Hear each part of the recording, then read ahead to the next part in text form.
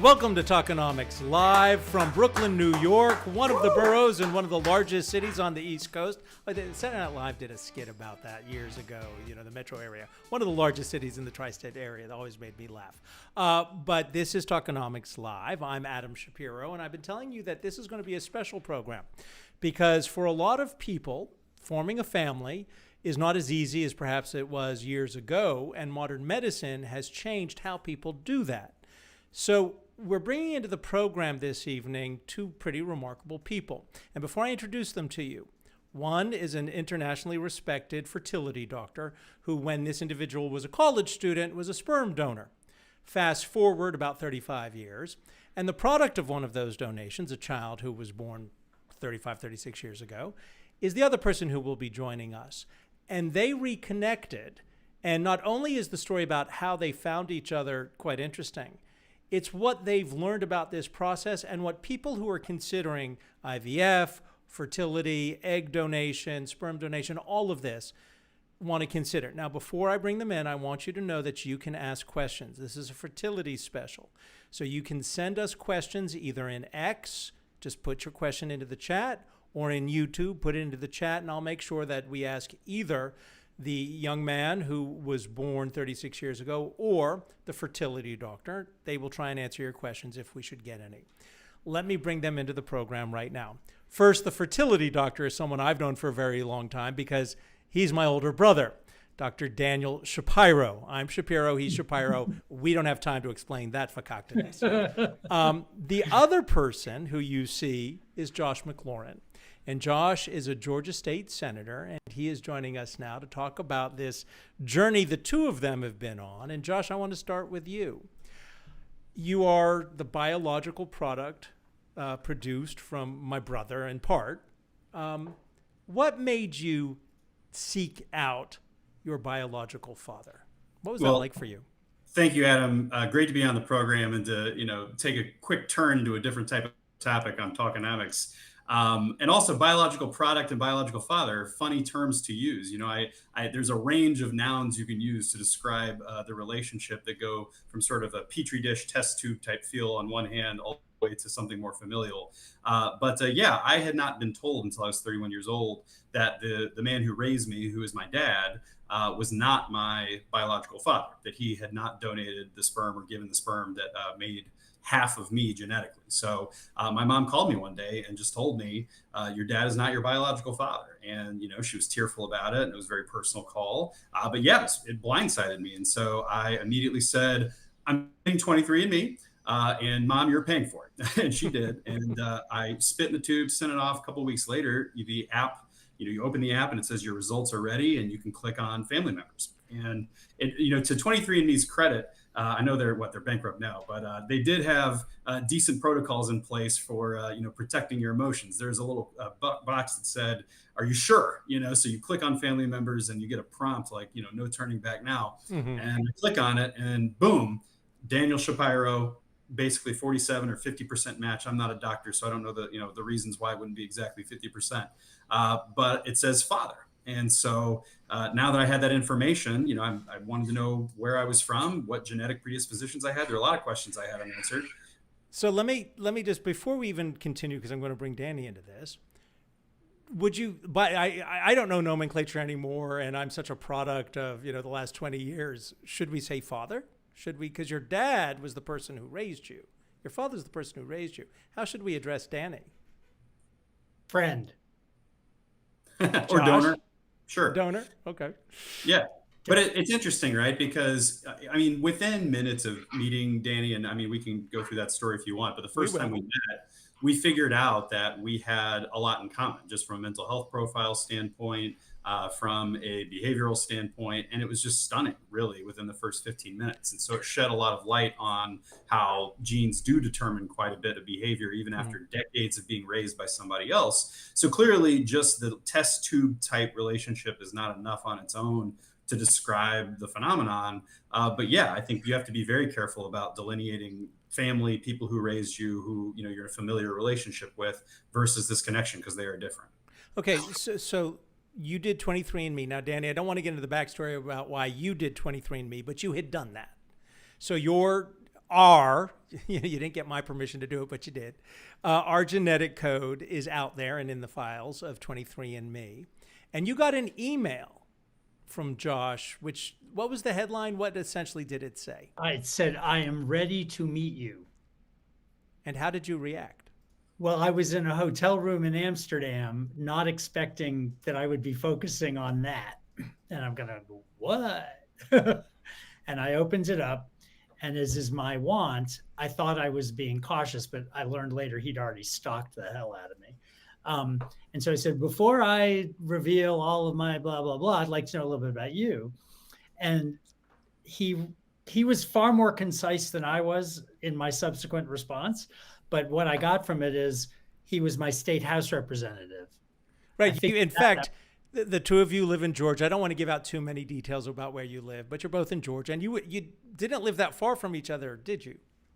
Just a few miles at the time that this happened. Now, of course, he was in Amsterdam when he read the message to allow a little more blast radius for his WTF moment to happen. But yeah, I mean, I didn't know quite what to say to him. I mean, what do you say to somebody in this situation? So I just sent him a note that said, I'm ready to meet you. In retrospect, I probably could have said a little bit more in that note, but I didn't know quite what to do.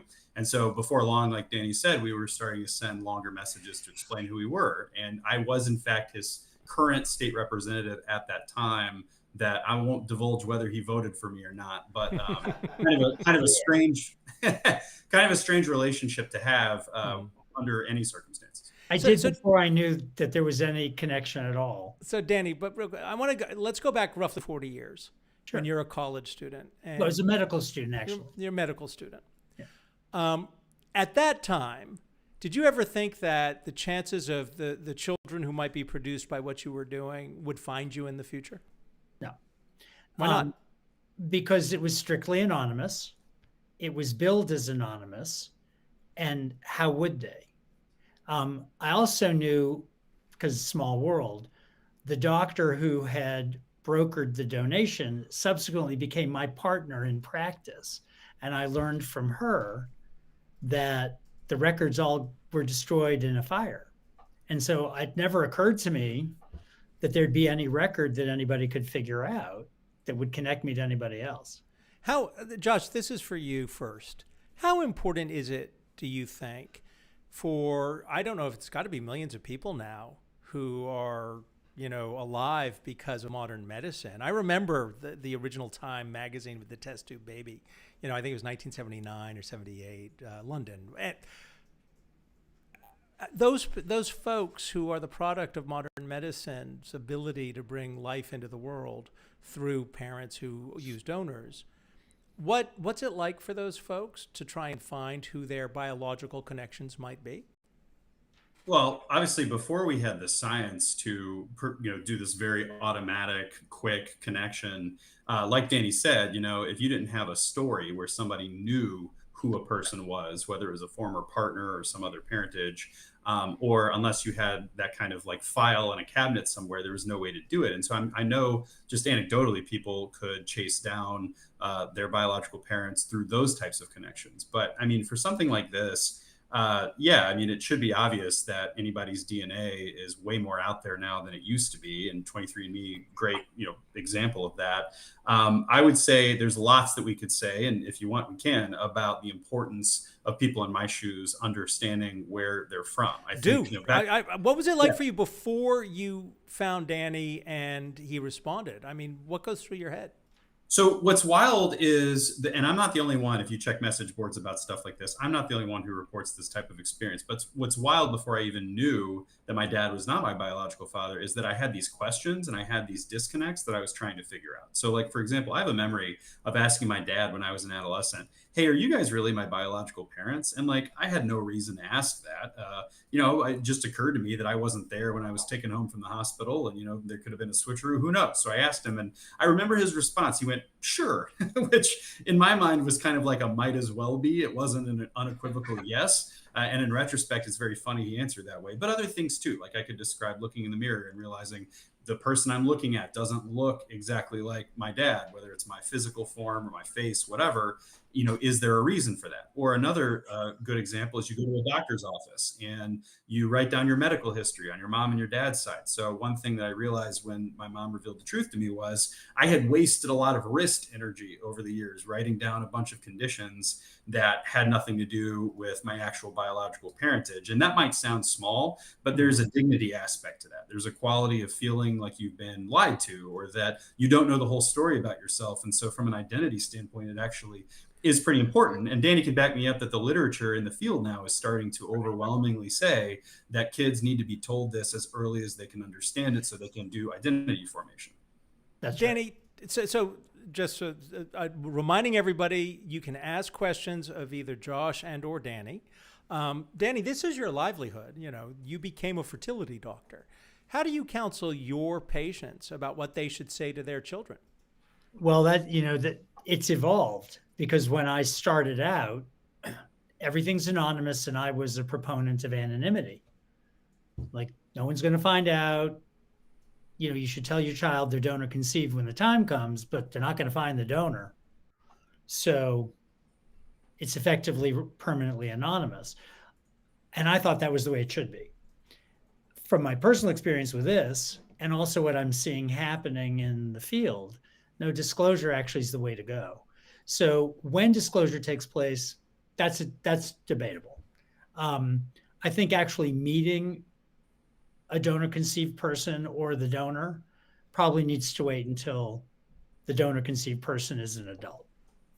But telling a child early, when they start asking questions about origin, you say, hey, I got a story to tell you. And keep it simple. Did you, you and I have talked about this, so I think I know the answer. But Danny, there conceivably are other children who may one day find you.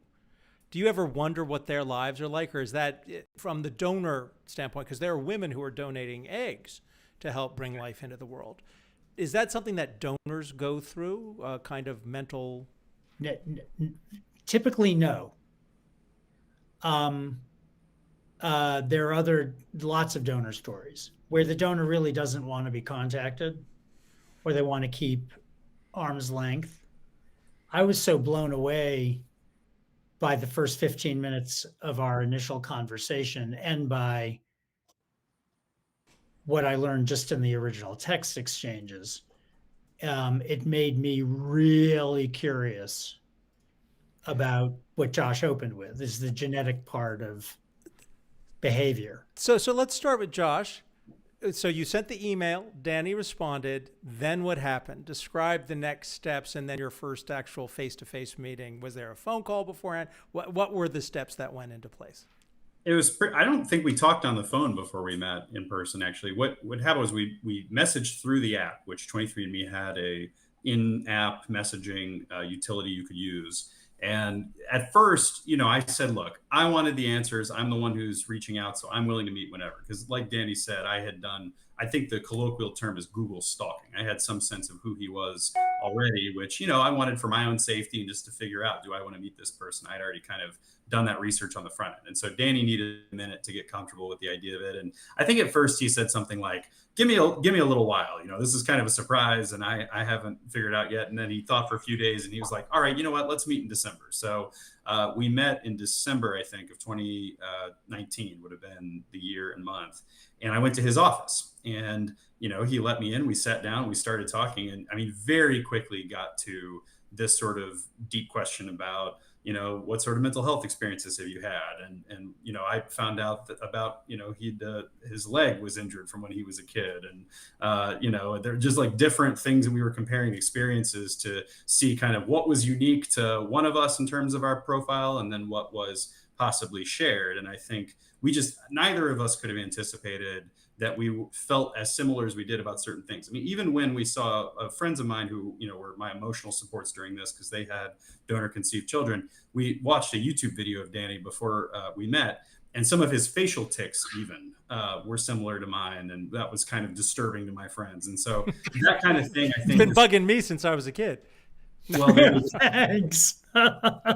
But it's the kind of thing where, you hear nature versus nurture, and obviously both matter, and that whole nature versus nurture paradigm is very reductive to say that it's one versus the other, because obviously it's both and they're not opposed to each other. But I still joke after this that I'm team nature, because it's just so overwhelming, the amount that DNA can determine, that I feel like people don't realize how much it really can determine. So, and I do want to, we're going to go to nature, nurture, and that part of the discussion. But Danny, what was it like when Josh walked through the door and you first met him? Oh, the first thing I did was sized him up physically, and I thought, damn, how come he wound up so much taller? I was like, They're only 50%. So yeah, I mean, yeah, that's true. Yeah, but you're 6'2". It's not fair. It's just not fair. lean back a bit, Danny. You're cutting off your headroom. I'm sorry. That's okay. Yeah, But what was it like when he walked in? Well, he was sitting by the elevator when I came out to get him. And we just kind of walked back to my office, and he sat down, and I noticed the similarities in our hands almost immediately. And I noticed some similarity, what I perceived in myself, in the speech style. The thinking while talking and stopping thing. I do that a lot. I don't know that Josh does as much as I do it, but there were little subtle things like, geez, that looks really familiar. And it wasn't until the conversation started evolving and the shared mental health experience was the eye popper. We were having the same symptoms at the exact moment that we met. Now that's sent me down a pathway, and you know it personally, toward some discovery and significant improvement in all things mental health. I wouldn't have described myself as in trouble before, but there were these nagging things that I couldn't shake. And learning from Josh what I learned set me on a path to ask questions differently. So let's talk about this nature and nurture situation. And again, if you have questions for Dr. Shapiro or for State Senator Josh McLaurin, please put them into X, put them into YouTube. We will make sure that your questions get answered. So for potential parents who are looking at fertility procedures to, create life and create families, what is this? And let's go Josh first. What is it they should know about nature and nurture? Because I imagine this is going to sound crass, but for those parents who are choosing either a donor egg or a donor sperm, I guess they go through catalogs of the characteristics that they want. Let me start with Danny. Is that accurate? Is that how that works? Sort of. Most of the sperm banks and the egg banks have profiles of the donors that the potential recipients can read. And historically, meaning in the last 15 years, there have been variable degrees of openness: fully open donation, partially open, closed. Some states recently have enacted legislation where closed is no longer an option. Everything must be open. And I think that's where the field is going, as a matter of fact, toward open donation. Now, what that would mean is that the characteristics that you think you're picking, you can test in real time. And if your kid starts, exhibiting behavior you didn't anticipate, not necessarily bad, you can reach out to the biological donor. So Josh, this nature nurture discussion, help put that in the context of, I am not a scientist, but in a real world experience, what that was like for you and what people who are thinking about fertility should consider. Sure. And I'll sort of piggyback off what Danny was saying about mental health and say, like, the symptoms manifest as, let's just call it a specific type of anxiety, right? It's anxiety, having fear about something that's not necessarily a real problem, but it just, for whatever reason, it preoccupies you, right? It's like a rumination type fear. I had symptoms like that as a kid, where I would be afraid of something really small, that if somebody else in my life who didn't have the same anxiety looked at the circumstances objectively, they'd say, this is just not a big deal. And I think that my parents, when I was born in '88 and throughout the '90s, was raised in that climate, I think that they felt like sometimes the best way to respond to an anxiety like that would be to say, it's not that big of a deal, don't worry about it. right? And maybe they're situating my experience within their experience. But if you have a donor conceived child, the possibilities are endless in terms of what type of genetic baggage they might be carrying around, right? And the compassionate thing to do is to be open-minded and say, this may be something I don't quite understand because it doesn't fit with my childhood experience or something that I'm used to. I should take this kid to a psychiatrist or to a general family doctor and just see if there's something here that I just don't know about that's buried in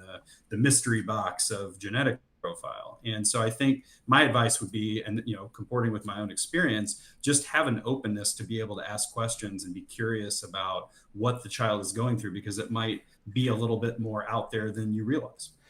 Danny, as a doctor, this nature nurture situation, what is it that you've learned that might be of interest to people who actually study these kinds of things? And should I ask this in all seriousness? Should you and should other people like you who have found their donors and their offspring, should they, right, should you be, all of you, part of a study just to see if this might help advance certain aspects of mental health and maybe. health? I mean, Josh and I are a walking biological experiment in some sense. We're a case study of one. I'm sure there are others. And at a public symposium that we did back in March, he made the point. This turned out well, right? Even with whatever baggage we may carry, this turned out well. But you can't. There's no guarantee that it will.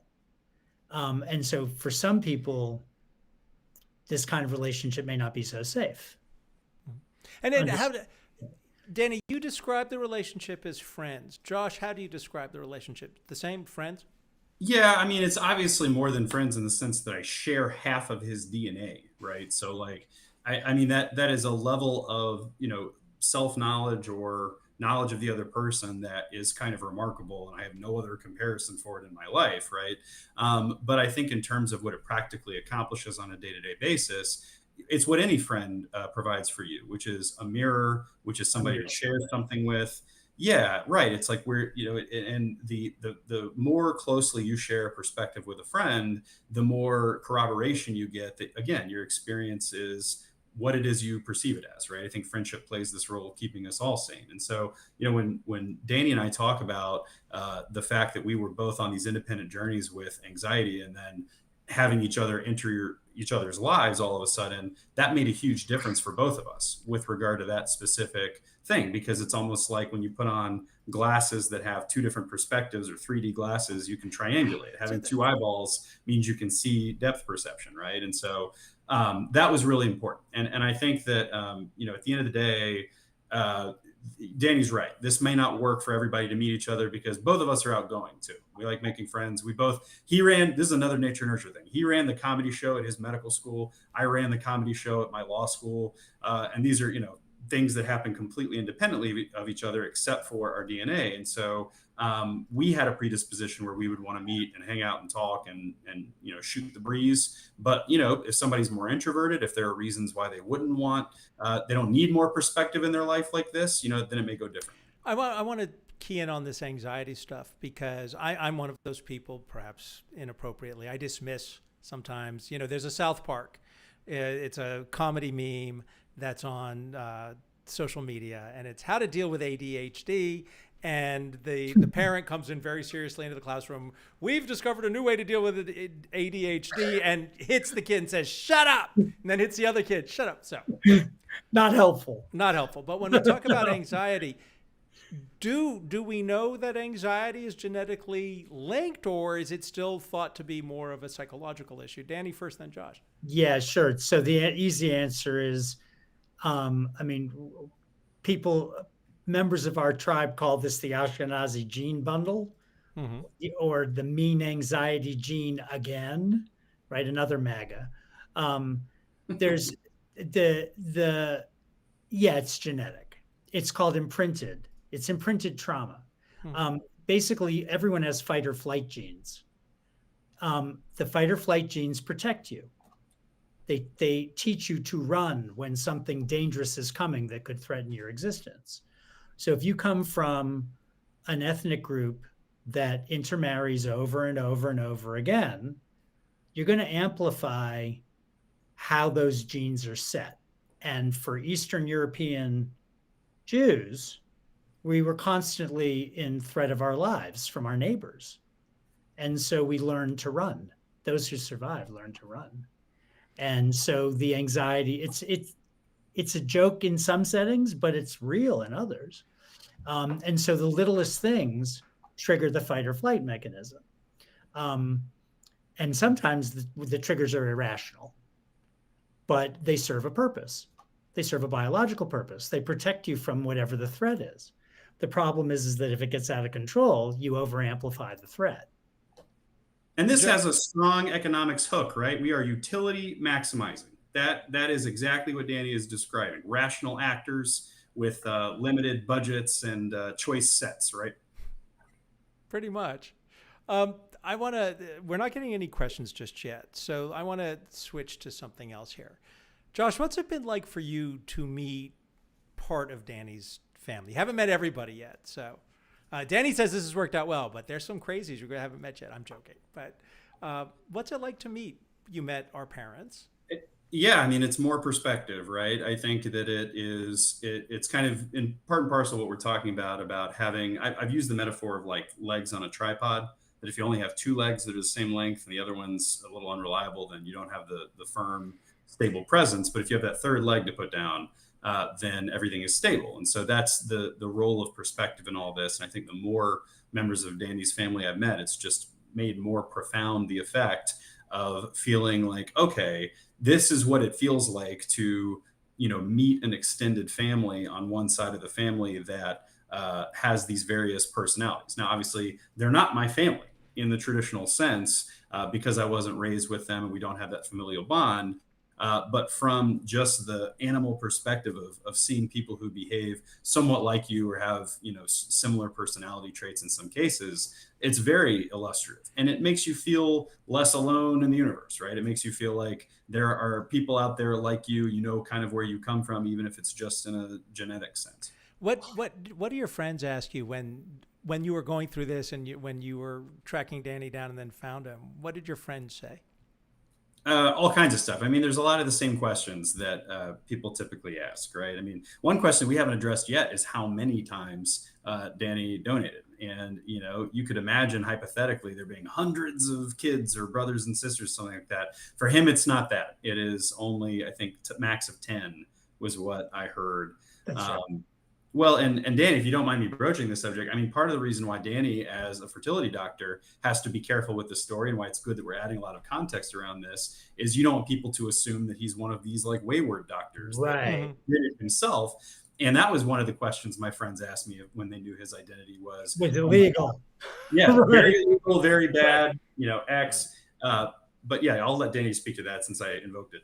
Well, there's not a single male in this practice who doesn't have a vasectomy as professional liability insurance. That's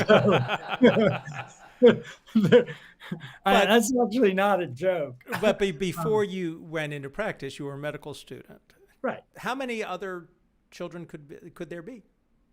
No more than 10. I did it over the course of 2.5 years, and there'd be stretches where it'd be 2 or 3 times a week, and it was all fresh donation. Now it's all frozen. The FDA hadn't weighed in when I was doing this. And once they did weigh in, and you had to quarantine sperm and you had to test for all the cooties and all the things that you can't transmit, you're not allowed to transmit, obviously, then it stopped. But it also coincided with me finishing medical school when all of that came down. And I didn't continue it in residency. Once I was married, I said no. I want to ask a political question because there's different discussions going on in different parts of the country. Danny, first, you make the case as to why there should be no anonymity, and in some states that's the law. But could people who are opposed to IVF or in vitro services and fertility services, could they use this discussion as the basis for why there should be none of these services? Well, that would be the extreme. And of course they can, and they do now. But recent polling, I believe, when the issue came up after the Alabama Supreme Court put IVF in limbo in Alabama, 82% of the American public favors fertility services, right? I mean, you don't get 82-18 on a polling question for a whole lot. So there's not a whole lot of pushback against reproductive services. But there's lots of reasons, back to the anonymity question, to be open. And Josh already alluded to it, and I've alluded to it too. But the simplest way to put it is, it does give the donor conceived person, and maybe the donor, in this case, it was true for me as the donor, perspective on self. It allows for empathy. It allows for understanding. It allows for relatability, which, in my profession, certainly I'm not like most of my patients. But understanding that, people are kind of wired for how they are. Yeah, they have choices about how they're going to behave, but they're wired. They're pre-wired. And it doesn't take long to recognize some patterns of behavior. And instead of getting annoyed or angry about it, ask a question about it. This has changed that for me. It's like, gee, why are they angry? But Josh, what's wrong with them? But why are they angry? Josh, I mean, your profession, you're a politician, and I imagine, I don't know what's going on in Georgia, but there is a political attempt to stop these kinds of services. How would you respond to those people? Well, first, in politics, 82% is a landslide of unspeakable proportions. It's like dictator numbers. Like puppies and ice cream probably poll at like 82%, right? Right. So, I mean, it's right. There's functionally universal support for IVF. And I think that, the basic reason for that, if I had to come up with one, is a theory of human agency, that people value freedom. This is a bipartisan concept of freedom, that government should stay out of the doctor's office, should stay out of people's personal lives when they make choices like this, right? More so than some abstract sort of absolutist concept of when life begins. And you see, even in Republican-controlled states, that when some political forces have tried to limit access to IVF, or there's adverse court rulings or that sort of thing, that the governor and legislatures rush in to say, no, we actually want to protect IVF. So the Republican-controlled majority in Georgia just passed a bill in 2025, this year, to protect access to IVF by basically saying that no aspect of Georgia law could be used to limit access to IVF. So if there was some rogue prosecutor in some county that wanted to, charge murder or, kidnapping or whatever, some kind of crazy charge as a result of handling of an embryo, this bill says you can't use Georgia law to do that. It protects access to clinics for the short run. But I do think it's really important to put a flag in this and say that those same cultural forces are not going to go away just because of one IVF bill. And number two, that's all sort of nibbling around the edges of people's autonomy. I mean, the 6-week abortion ban in Georgia is a great example of a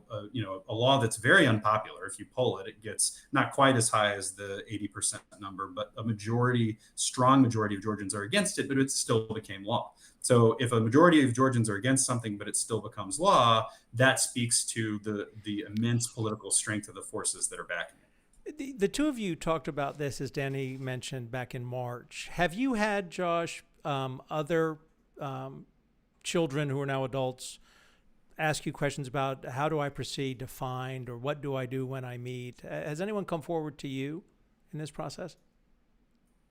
Well, part of the thing is we haven't done a whole lot of publicizing of this. I mean, before this appearance that we're both making right now, Danny and I have appeared publicly at one conference. It was a reproductive medicine conference, and that's it.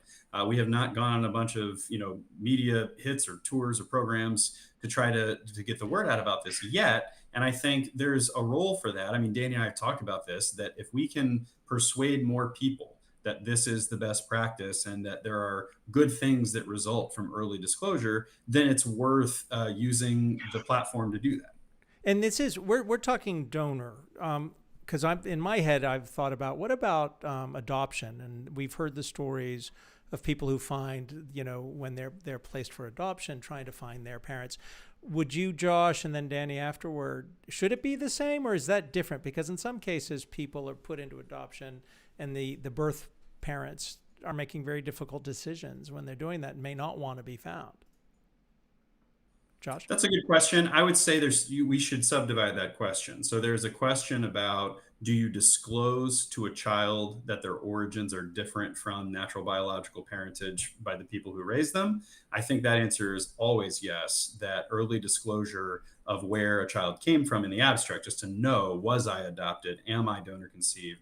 That to me is an unequivocal yes. Now, questions about specific sources, who gave a child up for adoption, who made a donation, and should those people be accessible, and on what timeline they should be accessible, I think those are more open questions deserving of debate. And like Danny said, his view is you should be an adult before you meet the donor if you're a donor conceived person. I'm not sure what Danny's view is on adoption, but again, I think that the disclosure question versus the connection and meeting question, those are two different questions. Danny, do you want to take a shot at that, or we can move on if you don't? About disclosure, about the timing of it, both. Specifically. I after the symposium in March, I was approached by several other people who were at the symposium, also reproductive endocrinologists, who were like, that's true for me too, and I've been contacted by X number. And so our story is actually not that uncommon. The wow factor for the two of us is that, he was my state house representative at the time, and we were experiencing the same mental health symptoms, down to the content. So, and same mannerisms, same inflections. There's a lot of that. Yeah. I mean, some of it's learned too. I mean, Brenda has intense influence on the way both. For those watching, Brenda is our mother. Yes. Very dramatic. I've met Brenda twice. Yes. We'll talk after the live stream. Yeah, right. We'll talk. I think the easy answer is that none of this should be a secret, that when people donate, they should know when they're donating, they're going to be contacted at some point. And that that's a good thing. Even if a child comes out troubled or with physical ailments, or whatever random thing might happen, certainly there was no intent for anyone to cause harm, but it's valuable to the donor to know that their DNA was involved in this. It's valuable to the donor conceived person to know the health and mental health history of the donor's family. And we provide that in our donor banks, but not to the type of detail that I think eventually people are going to want.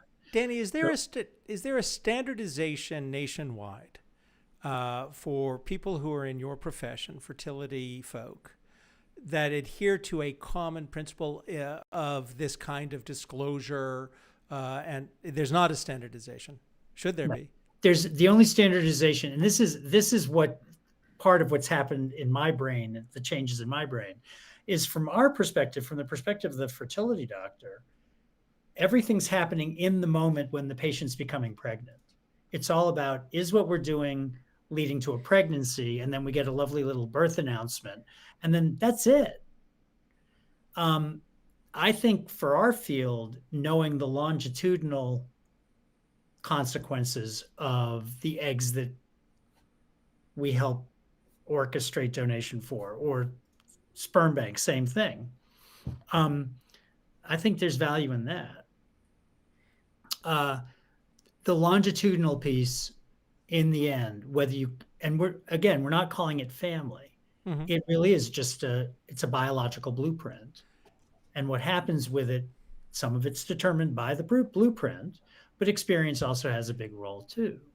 Do you share with your patients your new patients, hey, just so you know, this is the experience I've had. Is it part of your, intake with a potential Not routinely. Client? No, not routinely. I have told less than one handful of patients who were struggling with this issue, and it was about eggs, not sperm, but still same thing. Mm-hmm. The first issue is, especially from the perspective of a female patient with an egg, a lot of them, the negative emotion is that they don't feel like it's their baby, which is sometimes an insurmountable feeling, and then they won't go forward.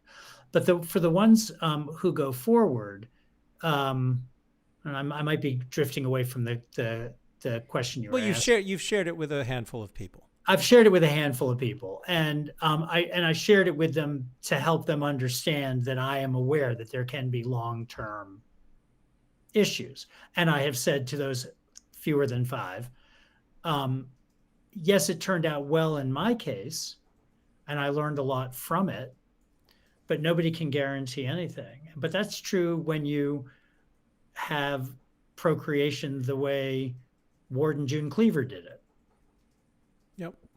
right? They didn't. They were on. It was 1950s TV. Nobody did it. 1950s TV, right? Well, they did it from Yeah, twin yeah. beds that they never touched, right? But it doesn't matter how a baby comes into the world. You never know what's going to happen.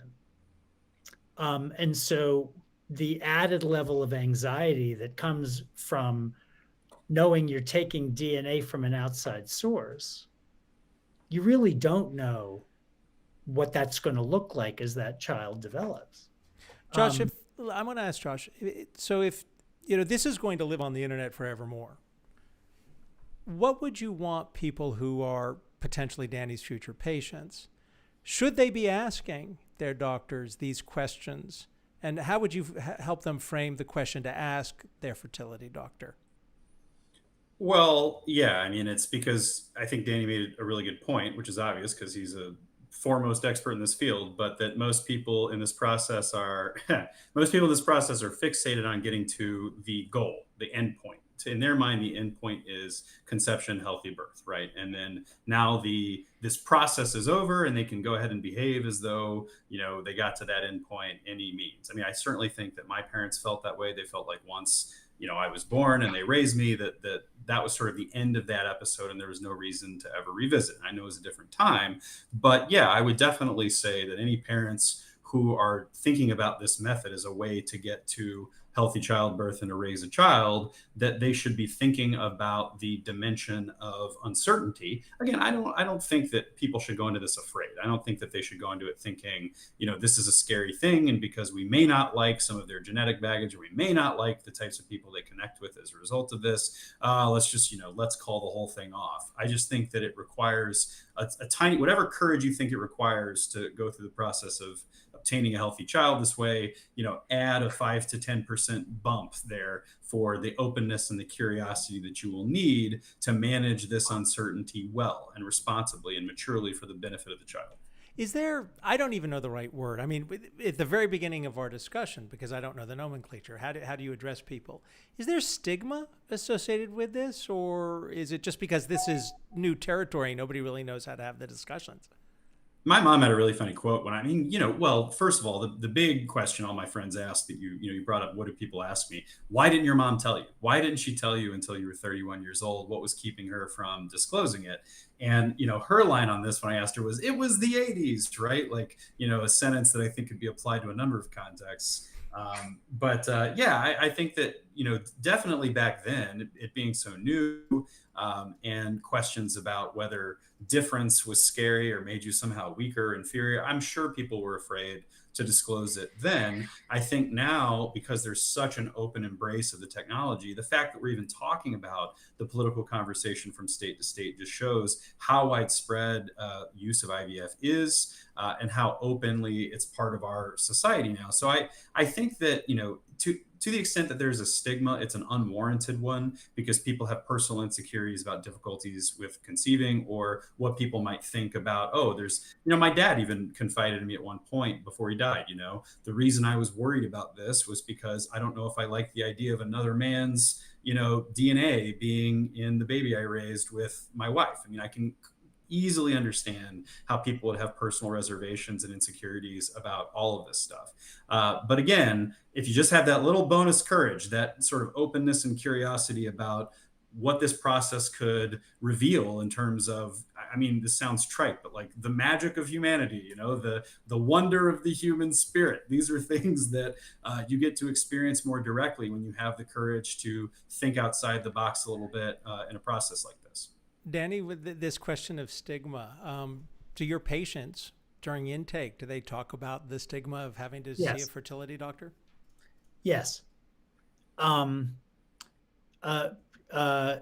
For a lot of people, I mean, because there's a psychosexual component to reproduction, a lot of people will feel shame or anger that it just can't happen like that. nothing to be ashamed about. 1 in 6 people experience this, meaning infertility. Uh, uh, but the anger, that's common, and it's understandable. I mean, people complain about the teenagers getting pregnant in the backseat of the Chevrolet, and why is it so easy for them? It's because they are teenagers. But people want it to be quick and easy. And people really don't know that much about how inefficient human reproduction is. There's only 20% chance at most at age 27, 28 that you'll get pregnant per month. That's it. 1 in 5 chance. It's really not that high. And 1 in 6 couples experience some infertility. Most of it can be overcome. But the stigma, there can be stigma at every single stage. Shame over it not working. Shame over what it means psychosexually for the individual patient. Anger that it has not turned out the way they wanted. Anger when it fails, despite everyone's best efforts. And this stigma. This is how human beings are. So, okay, finish, and then I have another Right, question. sure. The stigma about egg and sperm donation is much less than it used to be, but some people still feel very hesitant, and not because of the psychobiological reasons, just because it's not them. Right. Before I close, because we have about 5 minutes, is there anything I haven't asked either of you that you want me to ask or that you want to discuss? Because my last question to each of you is going to be, what is it, and I'll go Danny first and then Josh, what is it you want people who might watch this to take from this discussion? But before we go there, is there anything else to hit before we go to the close? I wish we had more economics content for you, Adam. We can talk about the fact that the industry is the Wild West, and people are just figuring out all kinds of things in terms of the contract relationships, the laws in every state, relating to ownership is a really interesting topic. Like if you have an embryo and then there's a divorce, there's a whole legal presentation we saw at the last conference we went to about all that. So there's lots of new and burgeoning issues surrounding this. The name of this thing is Talkonomics, but it originally wasn't an economics-based situation, but then it became that when I was at Fox, which is another story. But Danny, how much does an in vitro procedure, if successful, cost, and does insurance nationwide cover that, or does it depend where you are? So the good news for patients is that more and more employers are covering it, either through traditional insurers or through supplemental insurance. When I started, 10-15% of the people who walked in, if that, had insurance coverage for fertility care, and now it's more than half, I would think. So access has improved because of the insurance. But without insurance, an IVF, and we're not even among the most expensive, but an IVF in Atlanta, Georgia, with all the medication, and if you choose to do genetic screening of the embryos, you could spend $25K easy. That's why you drove that car for 15 years. Well, right, exactly. So it can be quite pricey. What I've learned, it blows my mind that people will spend that much. But when I think about it, it's like, I would have thought it was $100,000, Danny. I had no clue. Well, some people will spend that much. Okay. It's like somebody doing a surrogacy with donor egg. They're going to spend 150 to 180K by the time everything is done because of the fees for the surrogate. So Danny, let's wrap up. Sure. What is it that you want people to take from this discussion we've had this evening? There shouldn't be secrets in fertility medicine. That all the human beings who result from fertility medicine, and especially from gamete donation, be it egg or sperm, have a right to know their true origin story. And that part of our job is to think about that in the long run, not just, hey, you got pregnant, great, see you, bye. It should be, you got pregnant, I'm glad this turned out so well. Keep us in the loop. And share early and often with your kid. As they ask, tell them limited answers, the lowest limit answer to the question they ask. Where does the baby come from? Special place in mommy's body. How'd the baby get there? Then you answer the question, right? So it really is about no shame, no blame, embracing the reality that what we're trying to do is make other humans who will have their own emotions, their own feelings, their own trajectories, their own everything. And to help the patients understand, hey, we don't know what's going to happen. Here's the start. We're here to answer questions about this donor because these records will be kept and you have a right to know. And one day, so will your child. I think that's where it should be. And that's what I would end with. Josh, you get the final word. I mean, Danny put it great. I wouldn't have anything to add to what Danny said, and just, you know, my personal experience is that had I had the information earlier in my life, it would have made a huge difference in my path and my identity formation, and probably given me a jump start on handling anxiety or any other issues more directly. And so it is a really compassionate thing to tell the child as early as you can that they are, you know, where they're from, and give them agency over their own experience. All right. Well, Josh McLaurin, thank you for joining us on Talkonomics. Big brother Danny, thank you for talking with me as well. I'll be talking with you soon. And thank all of you. This was our 24th episode on Talkonomics, so we appreciate your watching this. It will live forevermore on YouTube and on X, so you can keep watching. You have a wonderful week and a happy 4th of July, because we are doing this live stream on July 2nd. So happy birthday to the United States. It's 250 next year, but we're beginning the 250th birthday. So all the best to you. We'll catch you later.